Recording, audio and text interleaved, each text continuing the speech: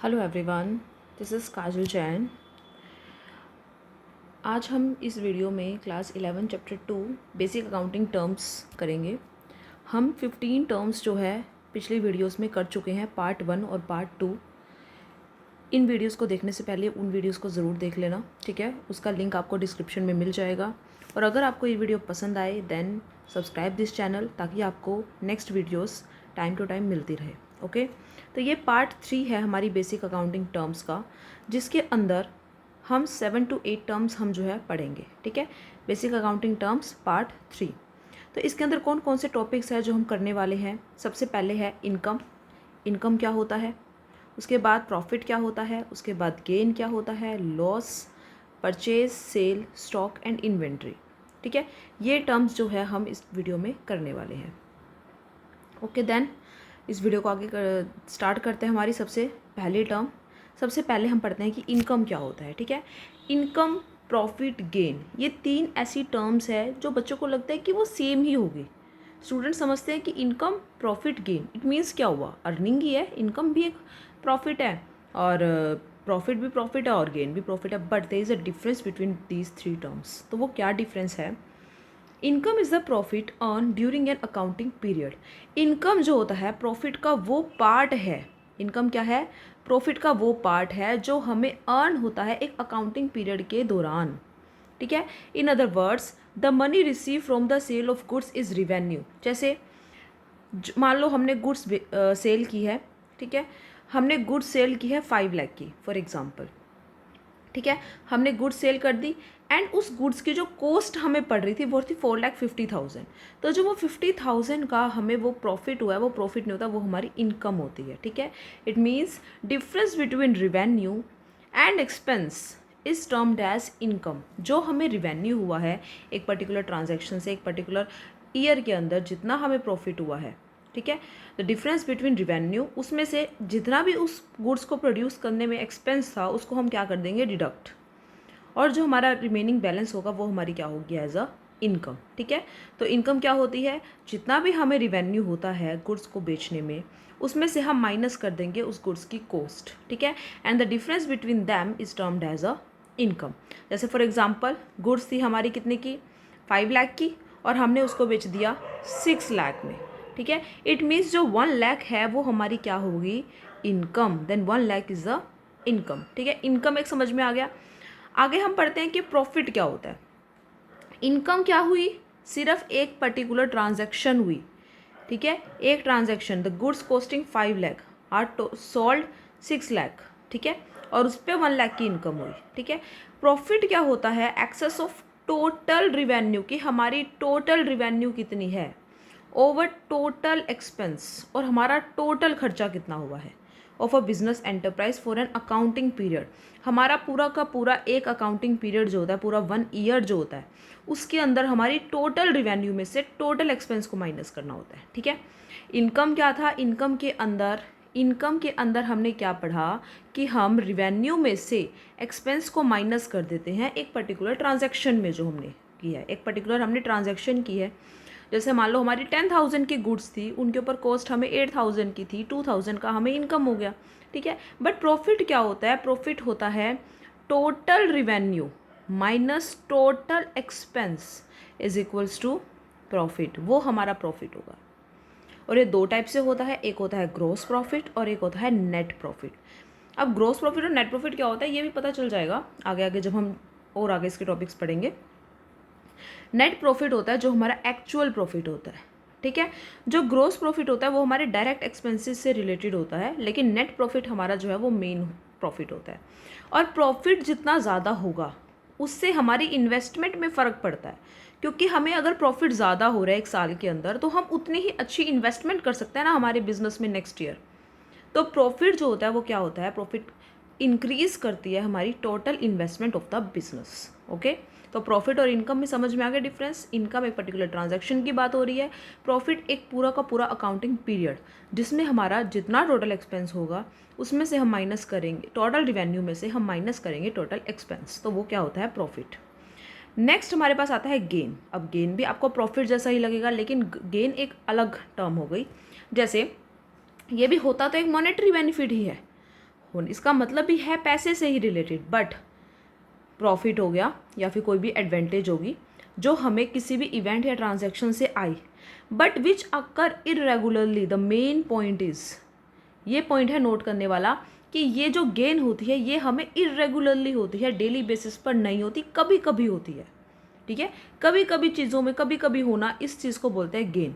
Business के अंदर irregularly कोई ट्रांजैक्शन, कोई मॉनेटरी बेनिफिट होना, जैसे कि हमने कोई फिक्स्ड एसेट बेच दी।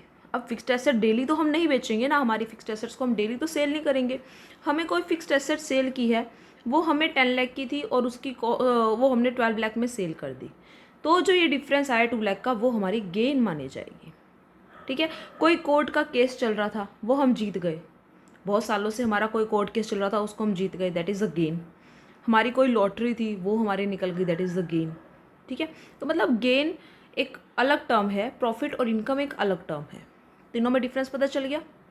नेक्स्ट आता है लॉस, कि लॉस क्या होता है। It has 2 different meanings. Loss मतलब नुकसान। ठीक है, तो लॉस का मीनिंग क्या होता है। अब प्रॉफिट क्या होता था कि रिवेन्यू में से एक्सपेंस माइनस करना। लॉस उसका उल्टा हो जाएगा कि हमारे रिवेन्यू तो कम हुई और एक्सपेंसेस हमारे ज़्यादा थे। ठीक है, the result of business during the year when total expense exceed the total revenue. जब हमारे टोटल एक्सपेंस टोटल रिवेन्यू से ज़्यादा होते हैं तो हमारा क्या निकल के आ जाता है, लॉस। ठीक है, जब हमारे टोटल एक्सपेंस एक्सीड हो जाते हैं टोटल रिवेन्यू से। ठीक है, मान लेते हैं कि हमें रिवेन्यू, हमारे जो कमाई हुई वो तो हुई 5 लाख की, लेकिन उसके ऊपर हमारा खर्चा 520 का था। इट मीन्स 20,000 का हमें क्या हो गया है, लॉस। ठीक है, एक तो ये टर्म हो गई लॉस की। ठीक है, ये तो लॉस है ही है हमारे बिजनेस का। एक और टर्म क्या हो सकती है लॉस की, एनी फैक्ट और एक्टिविटी, कोई भी एक्टिविटी होना against which firm receive no benefit. ऐसी कोई एक्टिविटी होना जिसमें फर्म को कोई भी बेनिफिट नहीं मिला, जैसे कि loss due to fire theft, जैसे चोरी हो गई, आग लग गई, तो नुकसान तो हुआ है ना। ठीक है, तो इस चीज़ को भी हम क्या बोलते हैं, लॉस। तो लॉस के 2 मीनिंग होते हैं, एक होता है कि हमें ट्रांजैक्शंस पे लॉस हुआ, और एक होता है हमारा कोई अबनॉर्मल लॉस हो गया, लाइक कोई फायर की वजह से, थेफ्ट की वजह से कोई एक्सीडेंट हो जाता है किसी भी चीज़ से, वो हो गया लॉस हमारा। अब आपका होगा कि लॉस और एक्सपेंस तो एक ही बात थी। एक्सपेंस का मतलब भी तो खर्चा ही था एक तरीके से, मतलब उसमें भी तो हमारे पैसे जा ही रहे थे, और लॉस में भी हमारे पैसे जा रहे थे। लेकिन there is a big difference between loss and expense. Loss का मतलब क्या होता है कि आपका कोई ट्रांजैक्शन की और वो ट्रांजैक्शन आपको, उसमें आपका नुकसान हो गया, दैट इज़ द लॉस। लेकिन एक्सपेंस क्या होता है, एक्सपेंस होता है रिवेन्यू को जनरेट करने के लिए किया गया खर्चा। फॉर एग्जांपल, आप गुड्स खरीद कर लाए हो, ठीक है, वो गुड्स आपने कम रेट में सेल कर दी, दैट इज़ लॉस। लेकिन उस गुड्स को लाने में जो आपका कैरेज का खर्चा रहा, लाने ले जाने का खर्चा, उस चीज़ को हम क्या बोलेंगे, एक्सपेंस। तो difference between expense and losses क्या है, एक्सपेंसेस आर इनकर, एक्सपेंसेस होते हैं फॉर जनरेटिंग रिवेन्यू, रिवेन्यूज़ को जनरेट करने के लिए। लेकिन जो लॉसेस होते हैं आर नॉट, लॉसेस से हमें कोई भी इनकम नहीं होगी, लॉसेस से हमें कोई रिवेन्यू नहीं होगा, लॉसेस से तो हमारी कैपिटल रिड्यूस हो जाएगी। और एक्सपेंसेस क्यों किए जाते हैं, ताकि हम अपने प्रॉफिट को बढ़ाएं, और अगर प्रॉफिट बढ़ेगा तो हमारी कैपिटल बढ़ेगी, हमारी इन्वेस्टमेंट बढ़ेगी। ठीक है, नेक्स्ट टर्म आती है परचेज। अब परचेज तो सबने सुना ही होगा, परचेज का मतलब क्या होता है, खरीदना। तो परचेज का मतलब कॉमर्स लैंग्वेज में, अकाउंट्स लैंग्वेज में, बिजनेस लैंग्वेज में परचेज का मीनिंग सिर्फ एक टर्म से है, जब आप गुड्स खरीदते हो। अगर आपने अपनी शॉप के लिए फर्नीचर खरीदा है for seating, that is not a purchase. अगर आपने अपने बिजनेस के लिए कोई और चीज़, लाइक अपने पर्सनल यूज़ के लिए कोई चीज़ खरीदी है, that is not a purchase. Purchase का मीनिंग क्या होता है, it refers to the purchase of goods only, जिसमें हम सिर्फ और सिर्फ गुड्स खरीदते हैं, जिसमें कि बिजनेस डील कर रहा हो वो। ठीक है, अब जैसे हमने मशीन खरीद ली, फॉर एग्जांपल हमने मशीन खरीदी है गुड्स प्रोड्यूस करने के लिए, लेकिन हम उसको सेल तो नहीं कर रहे हैं ना, हमने वो मशीन किस लिए खरीदी है, गुड्स को प्रोड्यूस करने के लिए, तो वो भी परचेज नहीं है। ठीक है, अब जैसे कि कोई ट्रेडिंग कंसर्न है, ट्रेडिंग कंसर्न मतलब जिसका काम ही होता है लेन देन का। ठीक है, तो it includes all those things which are purchase for the purpose of resale. तो उसके अंदर वो सारी चीज़ें इंक्लूड होगी परचेज के अंदर, जो कि उसने खरीदी है बेचने के लिए। जो भी चीज़ें वो बेचने के लिए खरीदेगा, उन सभी को हम परचेज बोलेंगे। जैसे एक मैन्युफैक्चरिंग कंसर्न है, मैन्युफैक्चरिंग मतलब जो चीज़ें प्रोड्यूस करता है, उसके लिए रॉ मटेरियल जो है वो क्या होएगी, गुड्स होएगी, क्योंकि उसका काम ही चीज़ें बनाना है ना, तो रॉ मटेरियल भी उसके लिए गुड्स है जिसको वो आगे फिनिश गुड्स बनाएगा। ठीक है, तो वो भी एज अ परचेज ही कंसर्न किया जाएगा। जैसे फॉर एग्जांपल एक शू डीलर है, ठीक है, एक शूज़ की शॉप है या शूज़ का कोई बिजनेस है, उसने शूज़ खरीदे हैं बेचने के लिए, तो उसको हम क्या बोलेंगे, गुड्स, और वो उसकी परचेज होगी। ठीक है, लेकिन अगर वही डीलर फर्नीचर खरीद लेता है for the seating of customer, then it is called fixed asset. तो वो एसेट तो उसकी फिक्स हो गई ना, क्योंकि वो उसको बेचेगा नहीं, वो उसको यूज़ कर रहा है। ठीक है, और परचेज हमारी कैश में भी हो सकती है और क्रेडिट में भी हो सकती है। उसके बाद आता है, अब परचेज अगर की है तो कई बार क्या होता है कि हम उसको वापस भी कराते हैं, तो परचेज रिटर्न भी होगा। ठीक है ना, परचेज रिटर्न क्या होता है, when purchase goods are return to the supplier. अगर हमने गुड्स खरीद ली और वो उसको क्या कर दी, सप्लायर को रिटर्न कर दिया, उसको हम क्या बोलते हैं, परचेज रिटर्न। इसको हम रिटर्न आउटवर्ड भी बोलते हैं, ध्यान रखना, रिटर्न आउटवर्ड। ठीक है, ऐसी रिटर्न जो हमने वापस, मतलब ऐसी रिटर्न जो हमने वापस कर दिया, जैसे हमने कुछ खरीदा था और वो रिटर्न कर दिया। ठीक है, तो रिटर्न आउटवर्ड भी इसका दूसरा नाम होता है। उसके बाद सेल क्या होता है, सेल का मतलब क्या होता है, बेचना कोई चीज़। इट मीन्स कि हमने क्या करा, हमारे पास कोई प्रोडक्ट था, वो हमने कस्टमर को दे दिया और कस्टमर ने हमें उसकी money they the. It means जब तक वो मनी हमारे पास नहीं आई तब तक वो प्रोडक्ट हमारा था। प्रोडक्ट बेचने के बाद वो प्रोडक्ट कस्टमर का हो गया, इसका मतलब हमने प्रोडक्ट की ओनरशिप को ट्रांसफ़र कर दिया कस्टमर के पास। सेल का मतलब क्या होता है, transfer of ownership of goods और services to the customer for a price. किसी ना किसी प्राइस के ऊपर हम करते हैं चीज़ें। ठीक है, एक प्राइस के बदले हमने हमारे गुड्स की ऑनरशिप कस्टमर को दे दी, दैट मीन्स हमने वो प्रोडक्ट सेल कर दिया। ठीक है, इसके अंदर वो सारी गुड्स इंक्लूड होती है जो कि खरीदी ही बेचने के लिए जाती है, which are meant for resale, ध्यान रखना। जैसे कि एक क्लॉथ डीलर है, वो कपड़े बेचता है, क्लॉथ सेल करता है, which is called as sale. उसने कपड़े बेचे तो उसको हम बोलेंगे सेल। अगर उसी क्लॉथ डीलर ने अपना फर्नीचर सेल कर दिया, that is not a sale. ठीक है, वो सेल नहीं होगी, क्योंकि वो उसने अपनी फिक्स्ड एसेट सेल किया। सेल का मतलब होता है अपनी गुड्स को सेल करना ओनली।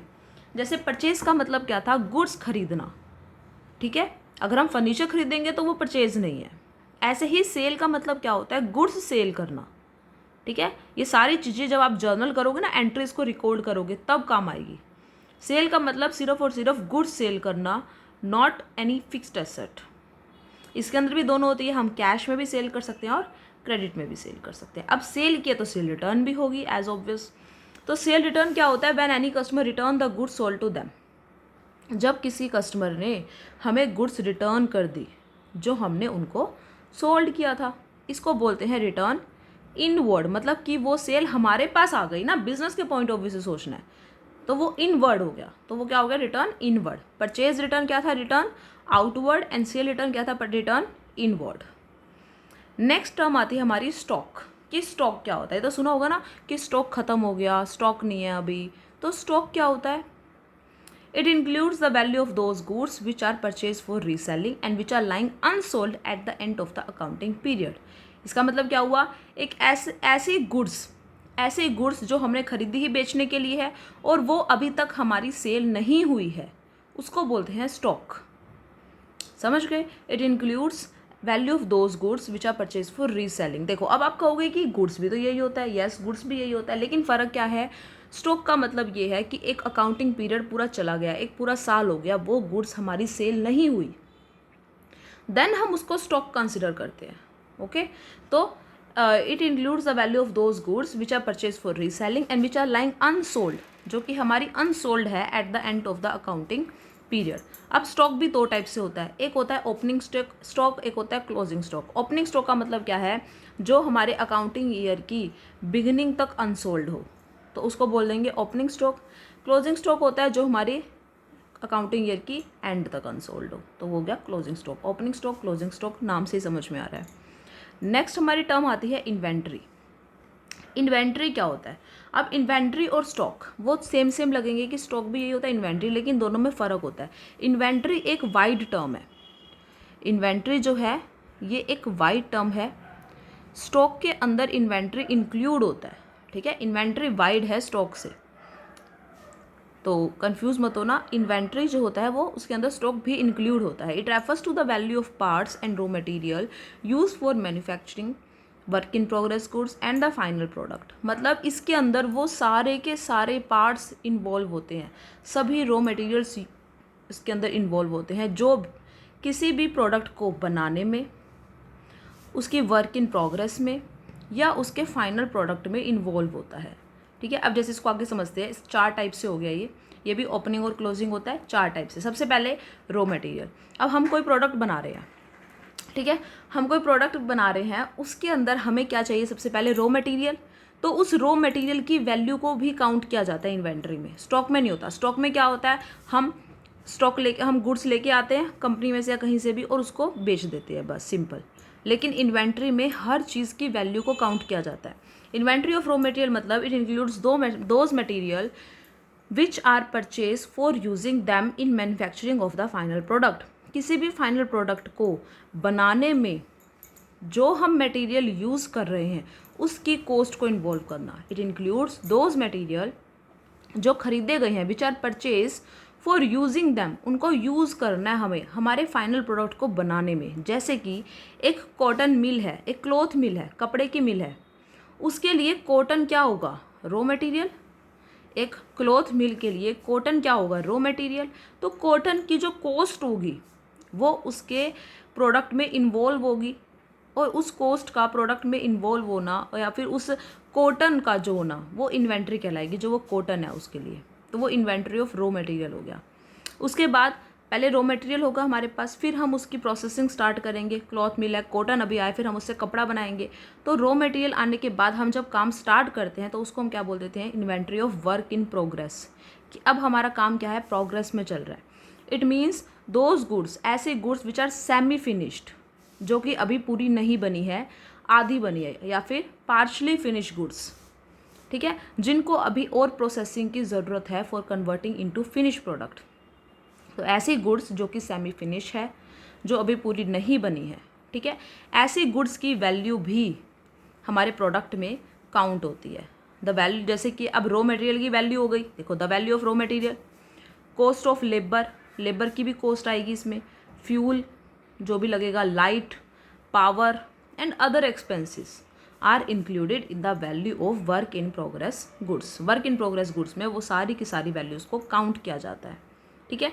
जैसे कि फॉर एग्जांपल अब हमने क्लॉथ मिलती हमारी और कॉटन हमारा रॉ मटेरियल था। कॉटन, ओनली कॉटन से भी काम नहीं होगा, फिर हमें वहाँ पे जो थ्रेड होगा, the value of thread, the value of machinery जो वहाँ से उस कॉटन से क्लॉथ बनाएगी, और अभी क्लॉथ पूरा भी नहीं बना, अनफिनिश क्लॉथ होगा, वो सभी की सभी इन्वेंट्री होगी वर्क इन प्रोग्रेस की फॉर अ क्लॉथ मिल, एक क्लॉथ मिल के लिए। तो ये क्या हो गया? वर्क इन प्रोग्रेस, कि अभी काम पूरा नहीं हुआ है लेकिन वो भी एक तरीके से इन्वेंट्री मानी जाती है।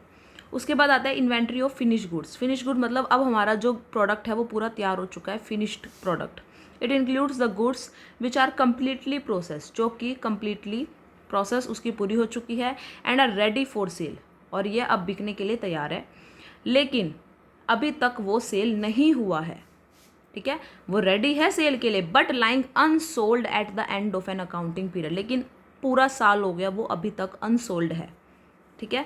जैसे कि एक क्लॉथ मिल है, the value of finish cloth, पूरा फिनिश क्लॉथ, बिल्कुल क्लॉथ हमारा रेडी है, will be the value of inventory of finish good. उसको हम बोलेंगे कि वो क्या है? हमारी फिनिश गुड्स की इन्वेंट्री है। तो इन्वेंट्री हमने 3 टाइप से पढ़ ली। सबसे पहले जो रॉ मटेरियल हमने यूज़ किया था वो भी इन्वेंट्री में काउंट होता है, फिर जो वर्क इन प्रोग्रेस था वो भी इन्वेंट्री में काउंट होता है, फिर जो फिनिश गुड्स हमारा तैयार हो गई वो भी इन्वेंट्री में काउंट होता है।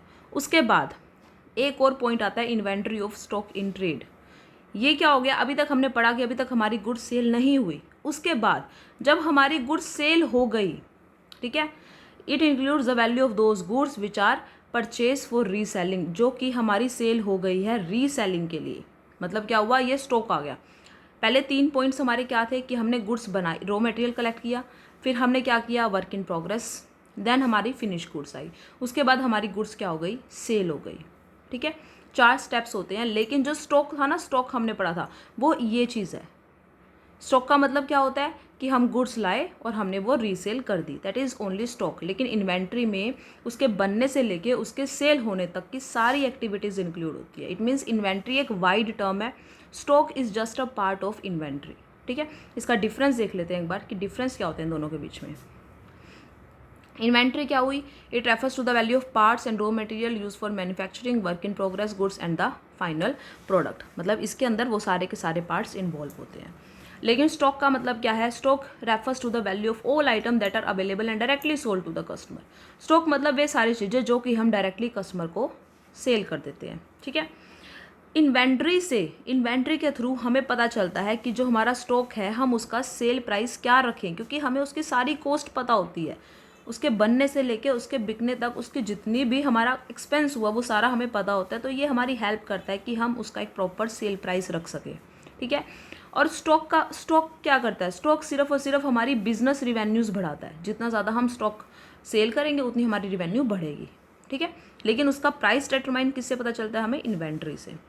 Needs to be updated and manage on a quarterly और ईयरली बेसिस। इन्वेंट्री को, अब ये तो है नहीं हम डेली इन्वेंट्री चेक करेंगे, नहीं। अगर हम एक प्रोडक्ट बना रहे हैं उसकी प्रोसेसिंग है तो हम उसकी टेक्निक्स वगैरह जो होगी वो ईयरली या क्वार्टरली चेक करेंगे कि हमने एक साल में कितना प्रोडक्ट बनाया, या हमने जैसे 3 मंथ्स में 6 मंथ्स में, इस तरीके से हम इसको चेक करते हैं इन्वेंट्री को। लेकिन स्टॉक है, स्टॉक हमारे पास आ गया, हमारी शॉप पे मान लो स्टॉक आ गया, तो हम उसको डेली चेक करते हैं ना कि अब हमारे पास कितना स्टॉक रह गया, अब हमें और कितना स्टॉक मंगवाना है। तो इसको क्या पता हम एक दिन में भी बहुत बार चेक करें, तो स्टॉक को डेली बेसिस पे चेक करना पड़ता है। लेकिन इन्वेंट्री जो होती है वो हाफ ईयरली या ईयरली चेक होती है। उसके बाद इन्वेंट्री जो है रिटेलर और मैन्युफैक्चरर दोनों ही यूज़ करते हैं इस टर्म को, और जो स्टॉक होता है वो प्रोडक्शन और मैन्युफैक्चरिंग में ज़्यादा यूज़ होता है। ठीक है, तो ये सारी कुछ टर्म्स थी जिसका मीनिंग क्लियर हो गया होगा आपको इस वीडियो से। तो इस वीडियो में हमने कौन कौन सी टर्म्स पढ़ी है, सबसे पहले हमने क्या पढ़ा था, इनकम। इनकम का मतलब क्या होता है, हमारे रिवेन्यू में से एक्सपेंस को माइनस करना। प्रॉफिट क्या था, हमारे टोटल रिवेन्यू में से टोटल एक्सपेंस माइनस करना एक अकाउंटिंग पीरियड का। गेन क्या था, जब हमें कोई इर्रेगुलर प्रॉफिट होता है, इर्रेगुलर। ठीक है, जैसे कि winning of a lottery, winning any court case, sale of any fixed asset, तो उसको हम क्या बोलेंगे, गेन। लॉस का मतलब क्या होता है, जब हमारा एक्सपेंस ज़्यादा हो जाता है हमारे रिवेन्यू से, तो वो क्या हो जाता है, लॉस। परचेज का मतलब होता है कि गुड्स खरीदना, only goods. Purchase means only goods की बात हो रही है सिर्फ और सिर्फ। ठीक है, सेल का मतलब क्या हुआ, इसमें भी सिर्फ और सिर्फ गुड्स को बेचने की बात होती है। स्टॉक का मतलब क्या होता है, एक ऐसी चीज़, एक ऐसे गुड्स जो कि हम डायरेक्टली सेल कर देते हैं, goods directly sale to customer, ऐसे गुड्स को हम क्या बोलते हैं, स्टॉक। और इन्वेंट्री क्या होता है, इन्वेंट्री के अंदर उस गुड्स को की मैन्युफैक्चरिंग से लेके उस गुड्स की सेल तक की सारी एक्टिविटीज़ इन्वॉल्व होती है। देखो, उसकी मैन्युफैक्चरिंग से लेकर उसकी सेल तक सारी चीज़ें स्टॉक में इन्वॉल्व होती है, और फिर उसका एक प्राइस सेट किया जाता है। ठीक है, ये हमने इसके अंदर 8 टर्म्स पढ़ी है। सो आई होप ये 8 टर्म्स आपको समझ में आ गई होगी क्लियर, और इसके नोट्स प्रिपेयर करने हैं सभी ने। और अगर ये वीडियो अच्छी लगे तो share it and subscribe this channel.